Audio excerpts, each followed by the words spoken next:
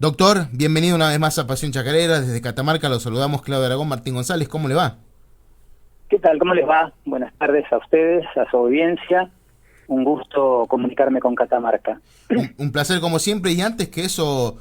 doctor, por allí aclarar un poco lo que fue la nota pasada que hemos tenido, donde por allí usted expresó que dentro de este protocolo que se está elaborando, quizás podían tener una mejor flexibilización aquellas provincias que no tenían casos, como el caso de Catamarca, lamentablemente ya tenemos,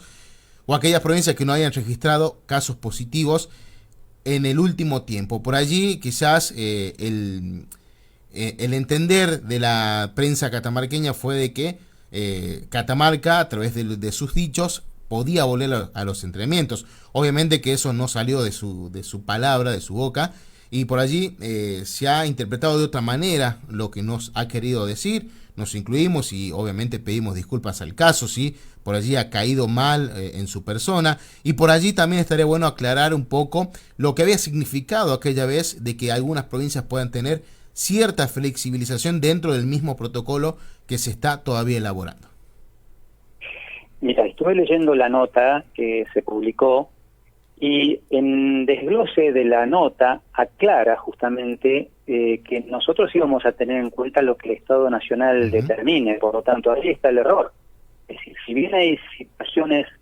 que obviamente como Catamarca en ese momento cuando hicimos la nota no tenían todavía ningún contagio, cosa que ahora sí lo tienen, esa es la diferencia.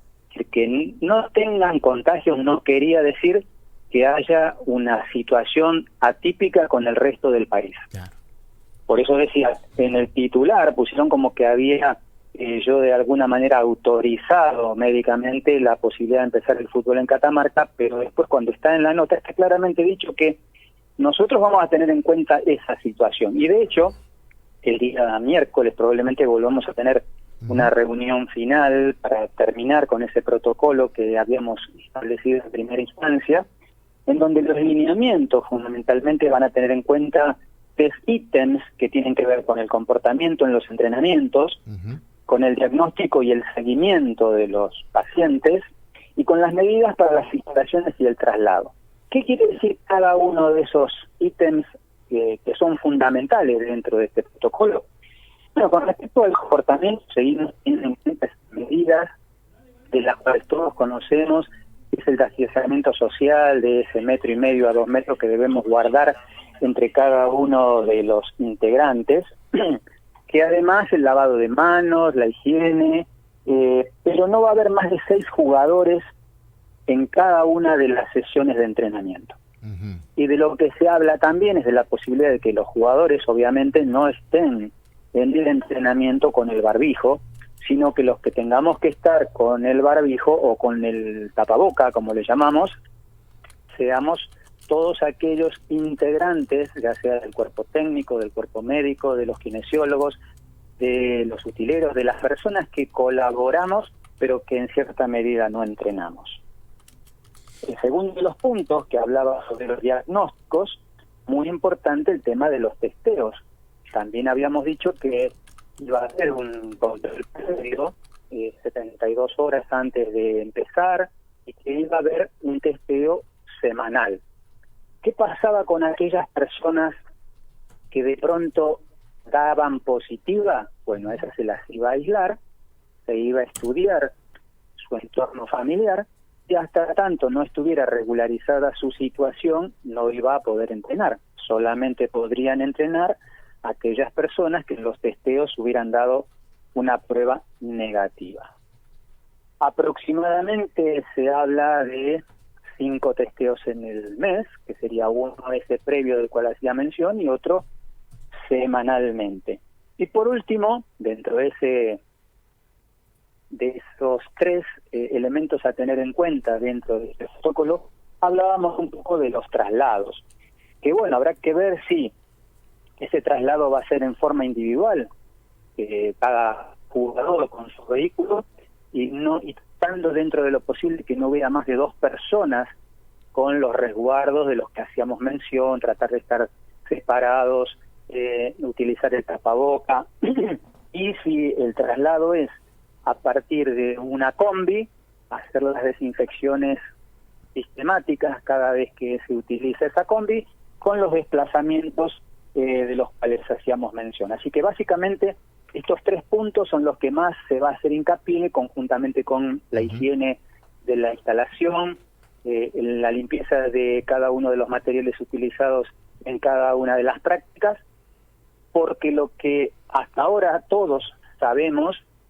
que no tenemos un tratamiento específico para contrarrestar la enfermedad, sino que las únicas medidas que nos dan resultados son justamente todas estas situaciones que hacen que el virus no se traslade de persona a persona. Doctor, importante lo que nos está comentando, y mi consulta ahora es, más allá de que obviamente se ha llevado a cabo de manera rigurosa, minuciosa, punto a punto de este protocolo que se está anticipando algo a la vuelta de los entrenamientos, de lo que será futuro en Argentina, hay que decir que esta comisión médica está conformada por 4 médicos, cada uno de los que son las categorías que tiene el fútbol argentino. ¿Cómo ha sido el día a día para llevar a cabo el consenso entre los 4 profesionales que tiene esta comisión médica para elaborar ya lo que es la parte final del protocolo? No, bien, porque el doctor Villani, que está a cargo de AFA, Donato Villani, que es el que de alguna manera nos baja el lineamiento, nos ha dado consideración de cada uno de nosotros si queríamos corregir alguna instancia, cosa que en lo mío, en lo personal, recordás que en algún momento había hablado sobre un detalle que no escapa a la generalidad de la ley con respecto al lavado de manos y la higiene personal, porque justamente acá de lo que se trata es de evitar que aquellas personas que, por ejemplo, venían al entrenamiento, que ocurre mucho en las divisiones de ascenso, a través de medios de transporte, y que sabemos positivamente que los medios de transporte suelen ser un foco de contagio muy importante, siempre si resguardamos esas normas de higiene, le damos menos chances al virus a que se propague. Y también es muy, muy importante empezar desde ahora a instruir a nuestros deportistas y a todo el entorno, porque sabemos que el jugador de fútbol tiene alguna idiosincrasia, como por ejemplo el tomar mate, el darse un abrazo, el saludarse con un beso, el darse la mano. Bueno, todas esas cosas lamentablemente por ahora van a tener que cambiar, ya que sabemos que todas esas situaciones son posibles contagios a futuro. Así que a través de la educación y también de que ese agente educador, que es nuestro deportista, lo pueda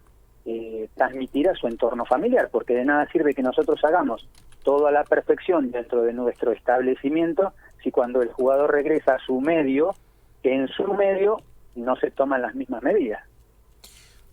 Han venido trabajando hasta aquí en lo que fue la primera reunión, sé que lo hicieron con Claudio Tapia, el presidente de la AFA. Él ha seguido muy de cerca este protocolo. ¿Qué visto le ha dado por el momento? ¿Qué opinión se ha referido el presidente de AFA en cuanto a lo que están elaborando ustedes como profesionales? La mejor, es decir, él ha hecho la apertura de esa convocatoria que se hizo aquel jueves a las 11:30 de la mañana, dándonos la bienvenida y dejando en manos de los facultativos y de las personas que obviamente tienen que tomar la responsabilidad de generar el mejor protocolo para que justamente nadie, una vez empezada la actividad, y vuelvo a repetir, una vez que el Estado Nacional libere esta condición, no haya un retroceso, porque todos sabemos, a partir de la experiencia que han tenido otros países, que han empezado las actividades, o muchas de las actividades, y luego se ha provocado un rebrote. Así que lo que menos queremos es, desde el punto de vista de arrancar, para tener que volver a cortar o volver a retroceder en la fase. Así que eso nos va a dar la pauta, como decía antes, el Estado Nacional, para determinar a partir de cuándo el fútbol puede regresar a los entrenamientos. Doctor, justamente le iba a consultar en qué momento se va a poder utilizar este protocolo. ¿Qué tiene que pasar? ¿Qué tiene que suceder? tiene que suceder que las fases de las cuales estamos padeciendo y que los contagios que estamos teniendo en este momento y por desgracia un incremento en las muertes, tengamos obviamente una curva que empiece a descender. Hoy estamos en una fase en el AMBA, sobre todo, por ahí no ocurre lo mismo en Catamarca o no ocurre lo mismo en alguna otra provincia, donde tienen una cierta situación un poco más relajada, porque justamente los contagios han sido mucho menores. Pero en síntesis, una vez que arranca el fútbol, lo va a hacer en todo el ámbito nacional, no específicamente en un área sí, en otra área no. Doctor, teniendo en cuenta por allí los dichos o la bajada de línea que ha venido por parte de Conmebol, de que aproximadamente en septiembre podían volver los entrenamientos en algunos países, obviamente con vistas de retomar las competencias internacionales o sudamericanas, como es la Copa Sudamericana o más bien la Copa Libertadores, y ya dijeron que no pueden esperar a un solo país para que vuelva con el fútbol, ¿no? Ese país obviamente hace referencia a Argentina. Por allí es incómodo que una entidad como la Conmebol haga este tipo de, digamos, de comentarios, teniendo en cuenta que Argentina por ahora lamentablemente no puede volver con los entrenamientos, teniendo en cuenta quizás el avance de la pandemia con el resto del país, pero sobre todo en Buenos Aires, que lamentablemente está castigando y bastante fuerte. Tal cual, así tal cual como decís vos, me parece un poco, digamos, apresurado de alguna manera obligar a que tomemos una conducta, porque todos sabemos en medicina que la prioridad es preservar la vida. Y hoy por hoy no podemos tener una ciencia cierta con respecto a de qué manera va a afectar el coronavirus a cada una de las personas. Sabemos sí que todas aquellas que tienen una enfermedad preexistente como diabetes, hipertensión u obesidad, trastornos respiratorios o cardiovasculares, tienen una mayor agresividad el virus en esas personas y por lo tanto puede de alguna manera generar un efecto de la necesidad de ser hospitalizados y sobre todo en esas camas de intensidad que cuentan con una asistencia respiratoria mecánica. Así que yo creo que aquí va a ser prioridad el sentido común, que si bien muchas veces es uno de los menos comunes de los sentidos, pero creo que, como decía al principio, lo que se va a ver fundamentalmente es cómo se va comportando esta curva, y en la medida que esta curva vaya disminuyendo, recién ahí se va a empezar a tener en cuenta la posibilidad de empezar una actividad deportiva. La última, doctor, y obviamente agradecidos de poder contar con usted y de que podamos charlar de todo esto, como siempre. La reunión de mañana, ¿solo van a formar parte la comisión médica y el presidente o va a formar parte de la reunión otros dirigentes? Aún no lo sé,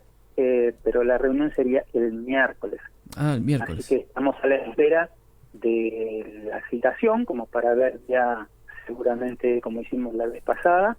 para estar otra vez en contacto y seguramente dar el cierre definitivo de este protocolo, del cual me parece que